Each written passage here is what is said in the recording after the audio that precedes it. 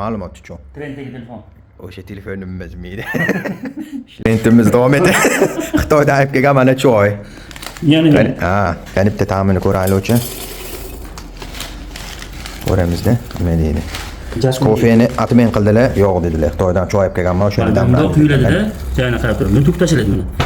Choy turib, buni chaqab turib, endi buni to'xtashamiz buni. Xitoyliklar odamlar qanday?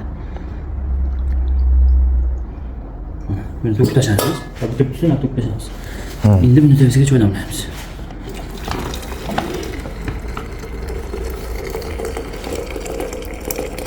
Kim bir soatdan bo'yib, inaki ichish kerak buni. O'zi 1 soat turadilar bular. 1 soat turmasalar tam bermaydi. Bo'ldi. Hech ko'rib bilamiz-da ta'mini. Kutarkanimizdan ungacha kofe ichib turaveraylik, uni bu kishi dam yegunlarigacha. Yaxshi. Bo'ldi, qani ko'ramiz. Xo'p, choy narxini so'raganlarga qancha dedingiz? Agar dollar tushunganlarga 900 yuan ekan, bir kilosi 650 choy. Xitoyda choyni qancha ko'p ushlab turib so'tilsa, surib o'tsa, choy yaxshidan bo'lar ekan. 650 choy ekan. 950 yuan adashmasam bir kilosi. Taxminan 150 dollar bo'ladimi? 150 dollarga yetib boradi deganlar. 700 dollar bo'ladi. Bo'ldi.